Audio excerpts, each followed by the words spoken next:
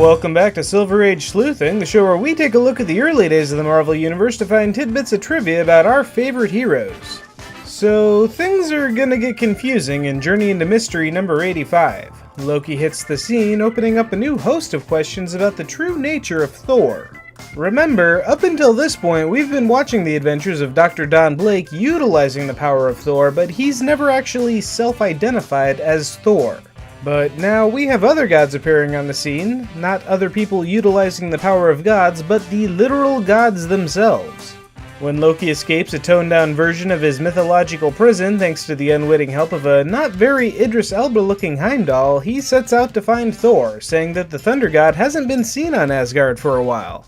Loki hops down to Earth to confront Thor, and while Loki certainly recognizes who he's talking to, Thor, or Don Blake in Thor's body, has no idea what's going on. Also, kudos to Marvel for predicting the fangirl lust for Loki decades before Tom Hiddleston was even born. Anyway, Loki's defeated when Thor dunks him in the river because apparently his magic doesn't work when he's wet. Thor then sends him on a one-way trip back to Asgard where we see the other gods just kinda loitering around. Note the first appearance of the all-seeing Odin on the right, apparently unconcerned that a mortal dude is running around in his son's body. So, who is Thor? I mean, Don Blake is Thor, but is Don Blake Thor? Is Thor a separate identity from Don Blake, or is Don Blake actually a god with amnesia? Did the hammer grant Don Blake the power of God, or just unlock it, or is Thor the power? Is the actual Thor just riding shotgun in Don Blake's head while he's using his abilities? It's all very confusing. But it's not as confusing as what's going on with the Fantastic Four right now. Yet another anthology book gets turned into a superhero solo title this month as the Human Torch takes over Strange Tales for issue 101. Speaking of secret identities, remember how the cat was seemingly out of the bag in the last issue of the Fantastic Four? Well, it looks like somebody managed to put it back in. Kind of. The story starts with Johnny Storm headed to his new house in Glenville, and we get a weird bit of exposition. Apparently the community knows that Sue Storm is the Invisible Girl, but nobody knows that Johnny Storm is the Human Torch. That is a hard pill to swallow. Johnny hasn't exactly been laying low. Sure, you can write off his friends as being sworn to secrecy, but it's already public knowledge that the Human Torch is a teenage blonde kid. If Sue's identity is known, it doesn't take a genius to figure out the rest. And yeah, the whole thing is obviously just a quick retcon to instill some secret identity drama into the story, and it does give us some cool new tricks, like Johnny being able to mentally control fire to the point that he can turn a lighter into a smoke machine. Or, for my personal favorite, the fire-based duplicate decoy. That's a cool trick I'd actually like to see more of. Meanwhile, speaking of Sue, why the heck is she living in Glenville right now? Maybe Reed wasn't as chill about her feelings for Namor as it seemed. I'm not sure how things worked in the 60s, but when your fiancé moves 175 miles away from you, you don't have a fiancé anymore. But at least it seems to be an amicable breakup. Reed even offered to coat their new house in asbestos. Okay, obviously it was probably not intended to come off like Reed Richards was trying to give his ex and her brother lung cancer, but really?